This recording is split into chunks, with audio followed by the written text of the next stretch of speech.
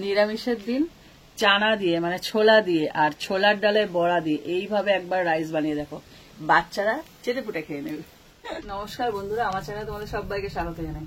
আচ্ছা, একটা দারুণ রাইস এনেছি, দেখো কত কিছু দিয়ে রাইসটা বানাবো। নিরামিষের দিন আমরা ভাবি না যে কি বানাবো, এই ভাতটা শুধু খেতে পারবে, সাথে যদি কিছু নাও আলুর দম বা যে কোনো জমে যাবে, তবে এটা শুধু খাওয়া যাবে, এত সুন্দর খেতে যে ভাতটা আমি তৈরি করবো। তো চলো শুরু করা যায়। প্রথমে চালের জলটা বসাবো, তার জন্য এখানে জল রেডি করে রেখেছি। আর জলের মধ্যে একটু লবণ,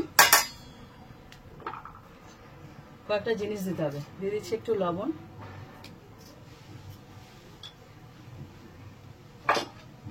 আর গোটা গরম মশলা, লবঙ্গ, ছোট এলাচ, দারচিনি, এগুলো জলের মধ্যে দিয়ে দেবো। এবার জলটাকে ঢাকা দিয়ে ফুটতে দেবো, তারপরে ফুটে উঠলে চালটা দেবো। এখানে আমি চালটাকে ভিজিয়ে রেখেছি, এই 30 মিনিট আগে ভিজিয়েছি। তার মধ্যে দেখো বাসমতি রাইস, এটা কি সুন্দর লম্বা লম্বা হয়ে গেছে। এরকম ভিজিয়ে রাখলে ভাতটা খুব সুন্দর হবে। তো আধ ঘন্টা আগে ভেজালে হয়ে যাবে। এখানে ছোলার ডাল নিয়েছি, ছোলার ডালটাকে আমি এই রেসিপিটা বানাবো বলে সকালবেলা ভিজিয়ে রেখেছিলাম, প্রায় 3 ঘন্টা মতো ভিজিয়েছি। যত মানে 1 ঘন্টা ভেজালেও হয়, তাও আমি সকালে উঠে আগে ভিজিয়ে দিয়েছিলাম। এখানে ছোলার ডাল পুরো দেখো জল খেয়ে একদম শুষে, আমি কিন্তু এখানে এক্সট্রা জল রাখিনি। হ্যাঁ, জলটা ভালো করে ভিজে গেলে ফেলে দেবে, একদম শুকনো শুকনো করে বাটতে হবে। তার জন্য দেখো একদম ঝুরঝুরে হয়ে রয়েছে।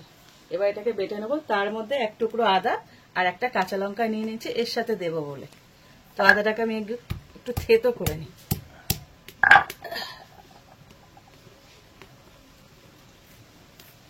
একদম শুকনো শুকনো করে বেটে নিতে হবে, জল থাকলে কিন্তু হবে না। এই যে রেসিপিটা না, এর মধ্যে ছোলার ডালের মেন ভূমিকা আছে। ভাবছো কি হতে চলেছে, দেখতে থাকো, মজার রান্না কিন্তু হেভি টেস্টি।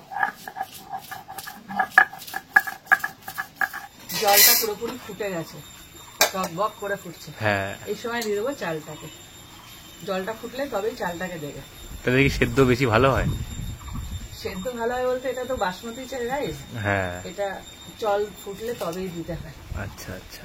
আর ভাতটা ভালো হয় 30 মিনিট আগে ভিজিয়ে রাখলে ভাতটা বেশ সোটা সোটা হয়, ঝুরঝুরে হয় বেশ। হ্যাঁ, ঝুরঝুরে হয়।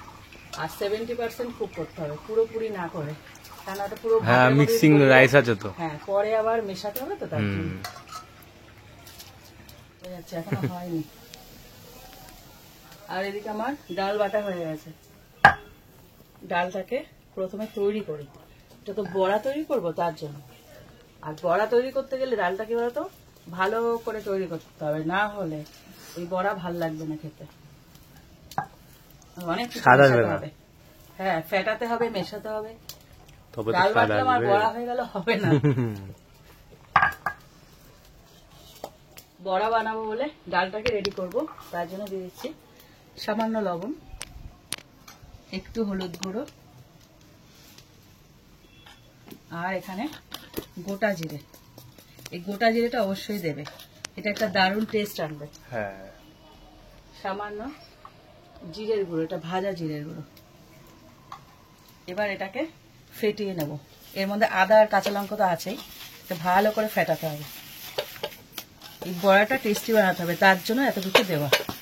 এবার এভাবে ফেটিয়ে নিতে হবে, যত ফেটাবে না তত বড়াটা না দেখবে এরকম ফ্লপি হবে। আর না ফেটালে কেমন শক্ত শক্ত হয়ে যায়, বাইরেটা একদম মুচমুচে, ভেতরটা নরম। এই ফেটানোর পর এটা হবে। ভাতটা পুরোপুরি হয়ে গেছে, এই দেখো এরকম থাকতে নামাতে হবে। এদিকে গলেছে, এদিকে শক্ত, এর থেকে বেশি গলালে না ভাতটা একদম মানে হয়ে যাবে। এখানে হ্যাঁ, এখানে আমি ফ্যানটা ঝাড়িয়ে নিই।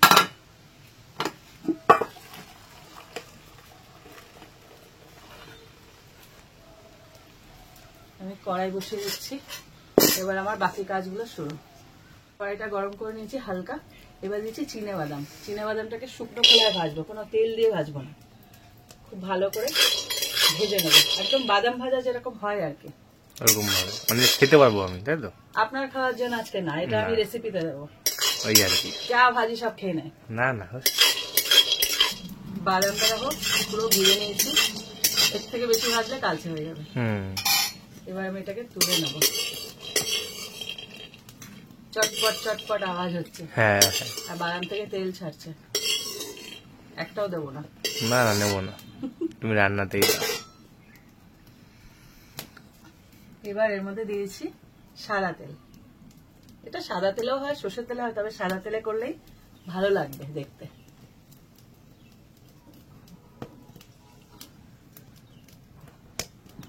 তেলের মধ্যে দিয়ে দিচ্ছি গোটা গরম মশলা, দারচিনি, লবঙ্গ, ছোট এলাচ, আর দিচ্ছি 2টো তেজপাতা। এখানে দিচ্ছি ছোট ছোট করে কাটা আলু, এরকম ডুমো ডুমো করে কাটা।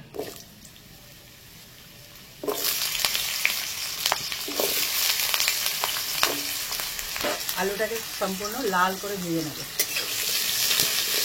দারুণ রেসিপি, মারাত্মক খেতে হয়। দারুণ খেতে হবে। নিরামিষের দিন মাথা চুলকাতে হবে না, এই রেসিপি গুলো চালাবে আর করে নেবে। খেয়ে দেখো, নিরামিষের দিন কেউ বোর হবে না। আমাদের বাড়িতেও তাই। এই যে ওপিতে যে বসে আছে না ক্যামেরায়, নিরামিষের দিন আসলে মাথা চুলকায়। চিন্তা করিস না, ভালোই পাতে দেবো। আমি অনেকের কাছে বলতে শুনেছি যে ঘরে না খিচুড়ি খাই না, মন্দিরের ভোগের খিচুড়ি ভালো লাগে। তা কেন, তফাৎটা কিসের? শুধু রান্নার তফাৎ। একই জিনিস যে তারা করছে, ঘরেও সেই জিনিসগুলো করছে, কিন্তু ডিফারেন্স কিসে আছে? রান্নার ধরনের জন্য ডিফারেন্সটা হয়ে যাচ্ছে।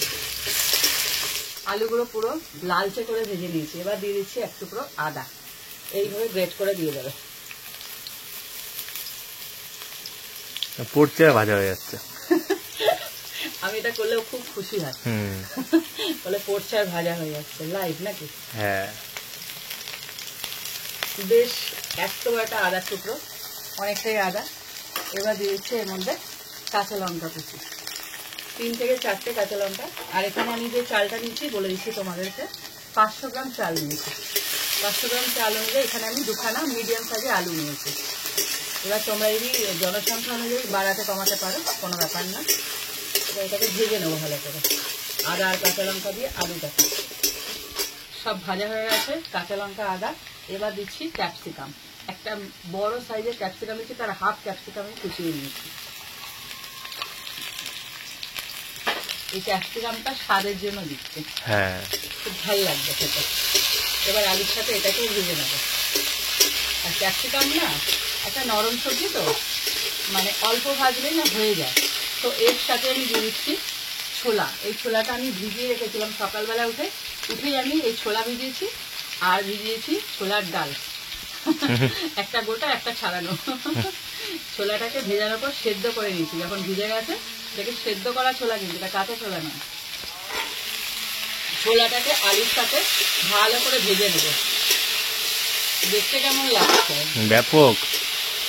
আর যদি বলো প্রোটিনের ব্যাপার, তাহলে তো সব ভরপুর মাত্রায় রয়েছে।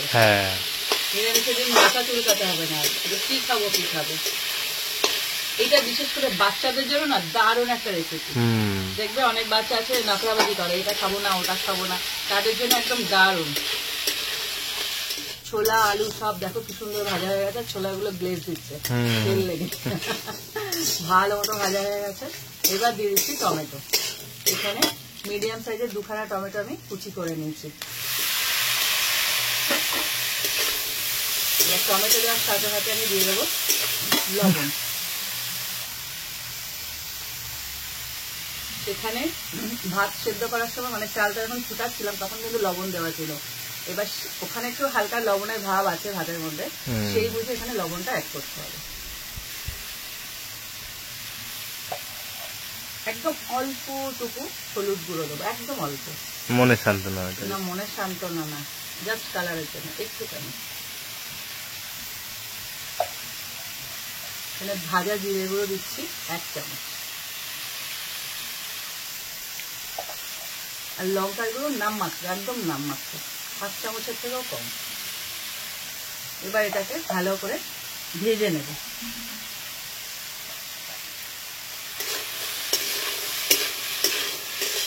টমেটোটা দেখতে পুরো গলে এই আলুর সাথে একটা বাইন্ডিং তৈরি করবে, মানে একটা মাখা মাখা ব্যাপার তৈরি করবে। দেখো পুরোপুরি টমেটোটা একদম গলে আলুর সাথে মিশে গেছে। এই সময় খেয়াল করবে যে এই আলুটা সেদ্ধ হয়ে গেছে কিনা। কেননা ভাত মেশানোর সময় তো আর আলুটা সেদ্ধ করা যাবে না, তখন কিন্তু সব রেডি থাকবে, জাস্ট মেশাবো। তো সেই জন্য আলুটাকে একটু চেক করে নেবে, কেননা এখানে সবজি বলতে সবকটা সেদ্ধ করা, ছোলাটা সেদ্ধ করা আর ক্যাপসিকাম তো গলে গেছে, শুধু আলুটা। তো এই সময় দিয়ে দিচ্ছি একটু চিনি ব্যালেন্সের জন্য, একটু মিষ্টি মিষ্টি দেবো, যেহেতু এটা নিরামিষ একটু মিষ্টি তো হবে। আর একটা মশলা ইউজ করছি, এই মশলাটা যে ভিডিওতে আমি ইউজ করেছি মানে বানিয়েছিলাম, সেই ভিডিওটা আমার ডেসক্রিপশন বক্সে লিংক দেওয়া থাকবে, সেটা একটু দেখে নিন। এই মশলাটা দিলে কিন্তু এই স্বাদটা আরো বাড়বে, তার জন্য মশলাটা দেওয়া। এবার এটাকে ভালো করে মিশিয়ে নেবো। এবার এটা নামিয়ে রাখবো। আমি যে প্রথমে ছোলার ডাল বাটছিলাম, ওই বাটাটা রেডি হয়ে গেছে, এবার ওটা বড়া করতে হবে। এখন এই কড়াইটা নামিয়ে রাখবো, আর একটা কড়াই বসাবো। দেখো এর মধ্যে আলাদা কড়াই বসিয়ে দিয়েছি, এর মধ্যে তেল দিয়ে দিয়েছি। বড়াগুলোকে ছোট্ট ছোট্ট করে ভাজবো, একদম ছোট ছোট। এটা মচমচে হয় নাকি? না, ওটা তো ভাতের মধ্যে মেশাবো, মানে রাইসের মধ্যে যাবে তো ওটা, তাই ছোট ছোট। বড় বড় করলে ভাল লাগবে না, তাই ছোট্ট ছোট্ট করে ভাজবো। একটু ধৈর্য ধরে রান্নাটা করতে হবে। খেতে যা হবে না, তরকারিও বানাতে হবে না, শুধু খাওয়া যাবে। যদি বুদ্ধি থাকে এখান থেকে একটুখানি ডালটা মানে বাটা সরিয়ে রাখবে, একটু বড়া দিয়ে দেবে সাথে, আর কিছু করবে না, আমি বলে দিচ্ছি। হয়ে যাবে। অনেক খেটে ফেলেছ বলে আমি অনেক খেটে ফেলেছি, আর খাটতে পারছি না। আমি বুদ্ধিদাতা গণেশ। দেখো ছোট্ট ছোট্ট করে বড়াগুলো ভেজে নেব, যেমন মুখে খাওয়ার বড়া হয় একদম মচমচে সেরকম। পুচকি পুচকি বড়াগুলোকে খুব সুন্দর করে লালচে করে ভেজে নিয়েছি, এবার তুলে নেবো। এর থেকে বেশি লাল করার দরকার। এই অবস্থা তো খাওয়া যায় বলো? আবার খাবার কথা মানে খাওয়া যায় সেটাই বলছি। খাওয়া যায়, দেখো না ভাতে যাবে যা। এক এক করে বড়াগুলো সব কটা ভেজে নেবো, অনেকগুলো হবে, ছোট ছোট প্রচুর বড়া হবে, প্রত্যেকটা গ্লাসে পড়বে। হ্যাঁ, সুস্বাদু বড়া। দেখো বড়াগুলো পুরোপুরি ভেজে নিয়েছি সব কটা, কুচকি কুচকি বড়া। আর এখানে কড়াইটাকে তুলে দিয়েছি আবার। এবার ভাতটাকে মেশানোর পারে। রান্না প্রায় হয়ে এসছে নাকি? হ্যাঁ, এবার মেশাতে হবে, ভাতটাকে মেশাবে আর মানে দেবে আর মেশাবে। উল্টো বলে ফেলেছিলাম। হালকা হাতে এরকম উপর নিচ করে পুরো মিশিয়ে দেবে। কিন্তু দেখো এখানে আমি যে উপকরণগুলো ইউজ করেছি না, একটাও কিন্তু খুব যে দামি তা নয়, সবকিছুই ঘরে থাকে, সব কটা ঘরে থাকে, কিন্তু একটা দারুণ স্বাদের রেসিপি কিন্তু খেলে মনে থাকবে। প্রোটিনের প্রোটিন, খেতে স্বাদ, কিন্তু সবজিও যাচ্ছে সবকিছু। তখন ভাবতে হয় আমি কি করবো কি করবো, তখন এই রেসিপিটা বানিয়ে ফেলবে।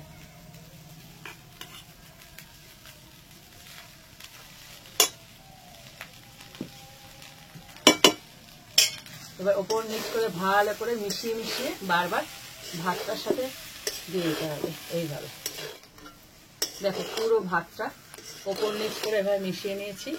আর এইটা যখন মেশাবে তখন ফ্লেমটাকে একদম কমে রাখবে, লো রাখবে, একদম কম। হ্যাঁ, এখন তো শুধু মেশানোর পালা, এখন তো আর কোনো সেদ্ধ করতে হবে না, জাস্ট ওপর নিচ করে ভালো করে পুরো ভাতটা যেন একদম মিশে যায়, সাদা না থাকে। পুরো মেশানো হয়ে গেছে। এইবার আমি মশলা যেটা দিয়েছিলাম ওই মশলা আরেকটু দেবো, এটা ফ্লেভারের জন্য, এটা দারুণ একটা ফ্লেভার দেবে। আর দিচ্ছি সেই চিনেবাদাম ভাজা। এটা শেষে কেন দিচ্ছি বলতো, পরে আর মচমচে থাকবে। হ্যাঁ, এবার দিয়ে এরকম করে মিশিয়ে দেবো।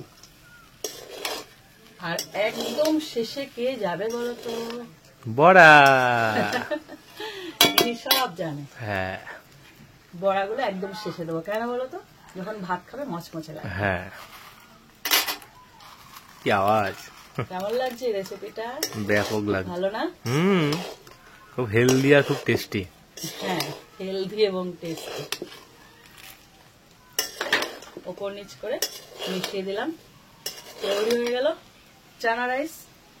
তোমরা এটা বাড়িতে ট্রাই করো। চানা মিক্সড রাইস, এটা অনেক কিছু আছে, বেশ অনেক কিছু। হ্যাঁ, তো এটা বিশেষ করে তোমাদের বাচ্চাদের জন্য একটা দারুণ রেসিপি কিন্তু হ্যাঁ। এটা করো।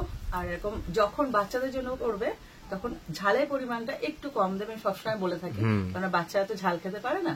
তো তখন আর বড়রা তো খেতেই পারে, দারুণ একটা রেসিপি নিরামিষের দিন। এটা ট্রাই করো, আমায় কমেন্ট করো যে রেসিপিটা কেমন লাগলো, আজকের রেসিপিটা শেয়ার করো। হ্যাঁ, আর ভালো লাগলে লাইক দিও, আর এরকম আরো রেসিপি পেতে আমার চ্যানেলটা সাবস্ক্রাইব করে দিও। তো আজকের মতন টাটা। টাটা।